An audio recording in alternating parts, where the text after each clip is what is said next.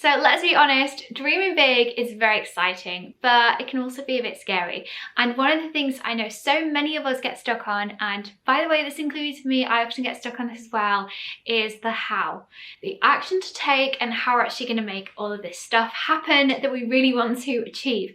So in this video, I'm going to share with you a couple of exercises and techniques and mindset shifts that are going to help you to come up with the new ideas that you need to achieve some of your goals and make this stuff happen. So before we get into the exercises, I do want to talk about two mindset things we need to be aware of when we're trying to come up with new ideas to achieve our goals. The first is that there is only one way to win. Now, what I mean by this is that there are a lot of methods out there that are tried, tested and true to achieve something or to reach a certain goal or to achieve a certain milestone. And there's a lot of conventional wisdom which says that we have to do things in a certain way. Sometimes that is kind of unhelpful because we actually need to take a different path, do things differently. And if we're in this mindset of like, there's only one way to do this, there's only one way for me to win, there's only one way to be successful, we're blocking ourselves off from all of the other ways that we can achieve our goals.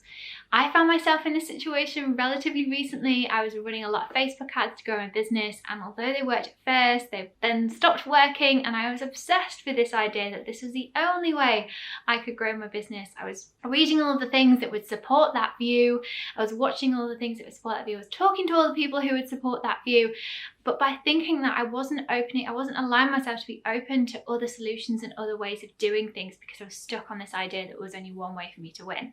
The second mindset kind of shift that we need to get into, or we just need to be really aware of, is that our brains are basically filters.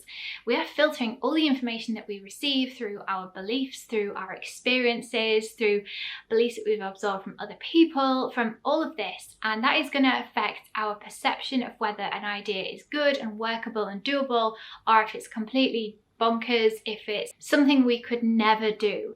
So if you're coming up with things or you're thinking about things and you're thinking, well, I couldn't do that because I'm not that sort of person, or things like that don't work out for me, or that won't work for me, just stop and question it. Stop and question what you're basing that on. Are you basing that on just some inherent beliefs that you've got? Is this just your filter kicking in? Because every piece of information we receive from the world kind of goes through this filter. Now you might be thinking, oh my God, how do I know if I'm discounting something because it really is unworkable, or if it's just my belief system kicking in?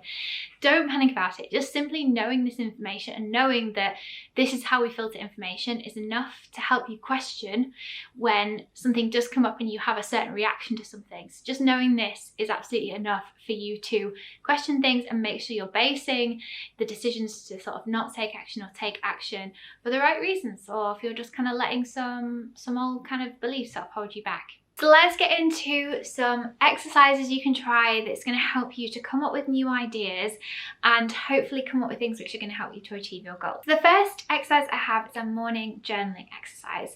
Now I want you to come up with, and ideally do this first thing in the morning when you're feeling nice and fresh, you're not carrying on the baggage of the day, you're not tired, don't leave this until the evening, it's going to make it a lot harder, is to come up with 20 ways to achieve your goal. Why on earth 20? We're not actually going to do 20. No, don't worry, you're not going to do 20. You're not going to take all of these actions.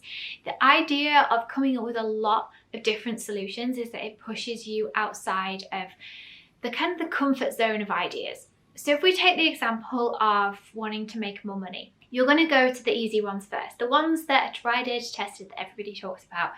Getting a new job, asking for a pay rise, trying to get a promotion, maybe selling some of your things on eBay, selling a few things on Vinted, all of those things that you're quite familiar with that will be really easy to come to mind. And yes, 100% write all of those things down, everything. You're gonna get everything down on paper. Now, if you're struggling with 20, that's absolutely fine. You can do less.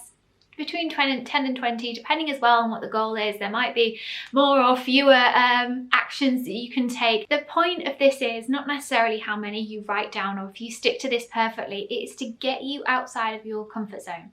It's to get you outside of the standard ways of thinking, get you to research different things and think about different ways of achieving a goal.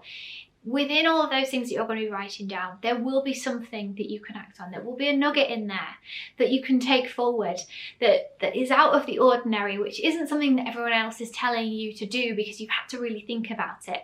So that first exercise is really kind of tapping into all of the logical, rational ideas that you can come up with. The second, and this is really fun, we're going to be tapping into our intuition and inner knowing. Now, before I get a bit of eye rolling and kind of going, ooh, it's a bit woo-woo, brilliant minds throughout history have used these techniques, including Thomas Edison, which is more of a well-known one. He would go to sleep on an afternoon, go for like a bit of an afternoon nap, and he would actually hold in his hands, I think it was a ball or an orb or something, and when he was falling asleep, he would drop it and it would wake him up. Now what he was doing was tapping into an altered state of consciousness. So we have, our brains operate on different frequencies depending on whether we're awake, whether we're in like a meditative or a relaxed state, whether we're sleeping or whether we're in deep sleep. It's in those different frequencies, those different kind of states of consciousness and meditation, and when you kind of get into that light sleep phase, which you're able to start to tap into intuition and inner knowing. And that is a brilliant way to come up with new ideas.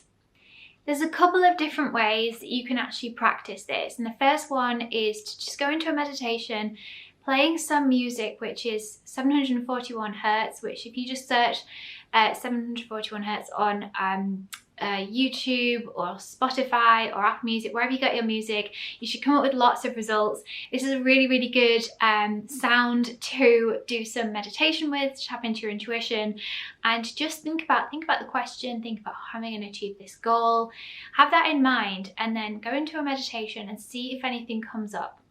Don't try and force it, don't try and force yourself, and if it doesn't happen the first time, if you don't come up with anything, that's fine. This is a bit of a skill to learn and to hone, so don't expect it to work perfectly the first time. Don't worry if it doesn't. This is a great way to kind of tap into a different kind of way of coming up with ideas, which is different to logic, kind of based more in that kind of like the inner knowing and intuition. It's really handy to have a journal next to you, so if anything does come up, that you can write it down and remember it straight away. The other thing that you can do is after you've kind of finished with maybe you set a timer for 10 minutes, and after you finish that meditation, do just a little bit of free writing. Free writing, again, is another brilliant way to tap into that intuition, so don't put too much thought into it, just see what comes out, as let the pen move across the page and see what ideas come up. Something I've been doing recently, which has been really helpful to me and something that I've kind of stumbled across, is doing some visualization and telling yourself the story and how you want things to go. It's kind of hard for me to explain it, and I feel like I sort of stumbled across it by accident really, but I'll tell you exactly how it worked. So I was thinking about the journey of my business, and I was visualizing the kind of the steps that we would go through. I was visualizing key moments when we'd kind of get the keys for our first store, and we'd kind of put the key in the lock and walk into the room, and how we'd feel and what we'd see. And almost by doing that, you kind of start to tell yourself the story of how this is going to happen. And I started to think about different ideas of the way that we were going to generate the income we would need to make that sort of investment and things like that. And it was a brilliant way to, I wasn't sitting down with the intention of I'm going to use this as a way to come up with ideas for how am I going to grow my business, how I'm going to be successful. Those just came really, really naturally, and I kind of came away from that feeling like, oh yeah, I have these ideas and I know now what steps I'm going to take. Sometimes it's enough for us to just know that these things are going to happen, that these are the milestones and these are the big steps we're going to take to actually go through and achieve them. Anything around kind of meditation, intuition, just really, really have fun with it, practice it. You're going to get a lot of value out of meditating anyway, just through having a go with the practice, and you'll get all of those mindfulness benefits.